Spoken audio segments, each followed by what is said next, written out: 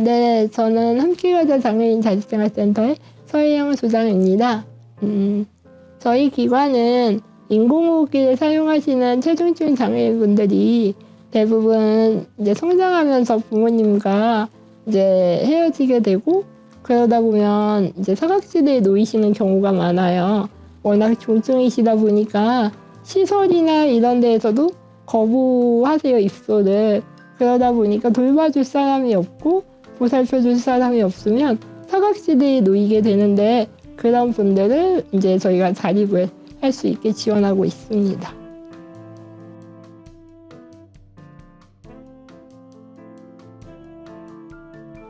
저희는 일단 장애인분들이 부모님이 없어도 의식주를 해결해야 된다고 생각을 해요. 그래야 기본적인 어떤 돌봄이 와도 본인이 본인 생활을 할 수 있어야 자립생활이 가능하다고 생각을 하거든요. 그래서 의식주를 해결할 수 있는 프로그램을 중점적으로 지원하고 있고, 그중에 이제 식사를 합시다.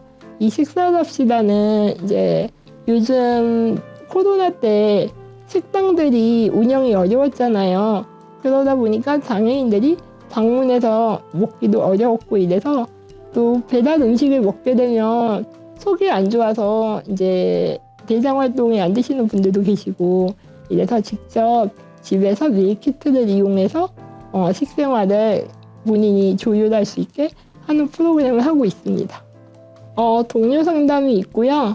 동료 상담은 자립생활을 하다 보면 사실 이제 부모님이랑 살고 있고 자립생활이 뭔지 모르고 집에만 누워 계시는 분들이 대부분이에요. 왜냐면 그동안 이제 사회복지 사각지대에 놓이신 분들이 많거든요. 왜냐면 복지관이나 이런 데는 본인이 방문해야만 어떤 서비스를 받을 수 있는데 이분들은 워낙 중증이라서 집 밖에 나가는 것 자체가 어려우신 분들이 많고요. 이제 이런 분들을 저희가 직접 찾아가서 대화도 나누고 또 같은 장애가 있지만 잘 돌아다니는 이런 장애인분들이 함께 가서 이야기를 나누고 또 그분들의 꿈이나 하고 싶은 버킷리스트 이런 걸 같이 작성하고 또 그분들하고 함께 백화점에 가고 싶다고 하시면 백화점도 모시고 가고 또 공연장도 가시고 싶다고 하면 공연장도 모시고 가고 이런 일들을 하고 있습니다. 두동두동 도봉주라는 프로그램이 있고요. 이거는 지역사회 장애인분들이 같이 음악을 배우고 악기 연주도 하면서 공연 활동을 하고 있어요. 근데 저희는 지원금 대비 프로그램 수에 비해서 신청자가 상당히 많거든요. 그래서 그분들을 다 지원할 수 없는 게 너무 안타깝습니다.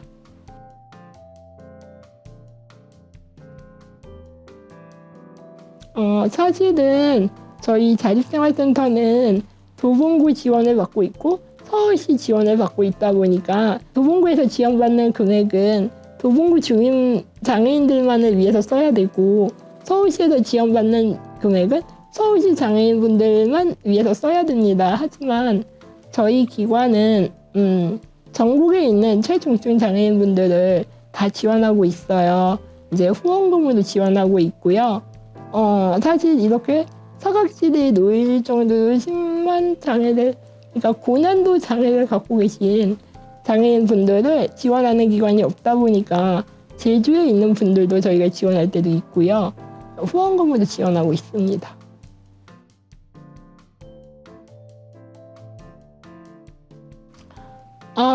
저희 기관이 장애인 자립 지원을 하는 센터이다 보니까 사회복지 영역에서도 가장 소외된 분들을 지원하는 곳이더라고요. 근데 이런 부분에서는 사실 정부의 사회복지 체계가 노인분들에게 중점적으로 맞춰져 있고 실제적으로 우리 구에만 해도 노인정이나 경로당이 굉장히 많아요. 근데 장애인을 지원하는 복지 관련 시설은 저희밖에 없거든요. 그래서 좀 이런 부분에 대해서 정부에서 좀 지원을 해주셨으면 좋겠어요.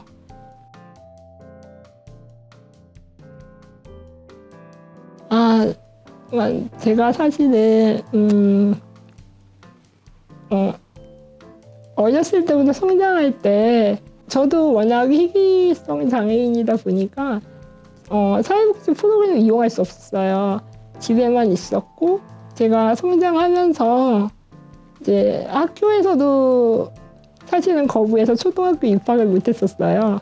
네, 근데 지역 주민분들이 저희 집에 책도 가져다 주시고 또 공부도 가르쳐 주시고 의사 지망생분들이 이제 저희 집에 방문하셔서 뭐 물리치료도 도와주시고 봉사도 제 삶 자체가 자원봉사도 성장했고 이런 부분이 있다 보니까 되게 사랑을 많이 받고 컸거든요. 근데 그분들이 제가 어떤 걸 요구하기 전에 다 채워주셨어요. 이제 사회복지가 아니라 지역복지였죠. 근데 제가 이 센터를 하고 보니까 이 기관을 운영하려면 후원을 받아야 되더라고요. 근데 저는 누구한테 후원해주세요 이 말이 안 나오는 거예요. 한 번도 그런 말 해본 적도 없고. 그래서 지금까지는 실질적으로 후원을 막 홍보하듯이 해본 적이 없어요. 근데 이제 또 이 일을 하다 보니까 후원을 받아야만 정부에서 인정을 해주더라고요. 후원인이 개인적인 후원인이 100명 이상이어야만 비영리를 등록해주고 이런 조건들이 있어서 이제 홈페이지로 해주신다고 하시는 분들이 꽤만 받았었는데 이제는 또 지역에 있는 장애인 말고도 이제 타 지역 이제 장애인분들 그런 분들 지방분들을 위해서는 후원금이 좀 필요하다 보니까 저희 기관에 전화 주셔서 후원해 주셔도 되고요. 또 홈페이지에도 후원하는 방법이 상세하게 나와 있어요. 그래서 그렇게 후원해 주시면 그 기금으로 이제 정부에서 지원할 수 있는 영역 내에 장애인 분들에게 지원하고 있습니다. 저희는 자립생활센터잖아요. 근데 보통 자립생활센터라고 하면은 혼자 독립적으로 살아야지만 자립생활이라고 생각들을 하세요. 근데 사실 이제 시대가 변해서 성인이 돼서도 가족들하고 같이 살잖아요. 그리고 사람이 태어났을 때부터 이제 생을 마감하기까지는 많은 사람들이 같이 서로 돌보면서 뭐 예를 들어 아버지가 아프면 아들이 간호를 하고 또 아들이 사고가 났으면 아버지가 간호하고 어머니가 여행이 갔으면 딸이 그 자리를 메꾸듯이 요즘은 다 같이 어울려 사는 시대란 말이에요. 근데 안타깝게도 그러니까 시설에 계시는 분들은 가족이 없어요. 그리고 시설에 계시는 분들은 자립생활이 불가능할 거라고 생각을 하시더라고요. 근데 저희는 시설에 계시는 분들을 한 달에 한 번 이렇게 모시고 나와요, 장애인분들을. 근데 저희 직원들이 이제 인력이 적다 보니까 이제 시설 장애인분들은 한 명을 모시고 나오려면 인력이 3명 정도 필요해요, 사회복지사들이. 또 도와주시는 분들도 많이 필요하시고요. 근데 이런 분들을 학생분들이나 자원봉사분들이 저희 기관에 봉사 신청하시면 함께 나가서 그분들 모시고 요번에도 장미축제에 다녀왔어요. 근데 이분들이 사실 시설에만 있다 보니까 사람을 되게 많이 그리워하세요. 그래서 여러분이 함께 이렇게 돌봐드리면 되게 좋아하시더라고요. 그리고 이분들이 처음에는 사람을 되게 거부했어요. 때리기도 하고 꼬집기도 하고 이러셨는데 저희가 주기적으로 가서 모시고 나와서 사회생활 체험도 해드리고 지하철도 태워드리고 지하철 타고 장미축제도 갔다 오고.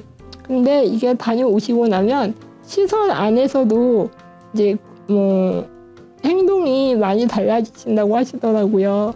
그래서 이 사업을 지금 3년째 하고 있는데 이럴 때 자원봉사자님들이 함께 해주시면 너무 감사하죠. 제가 몸이 불편하긴 하지만 세상은 불편하지 않을 수 있다고 생각하거든요. 그리고 또 생명이 있는 분들은 모두가 행복했으면 좋겠습니다.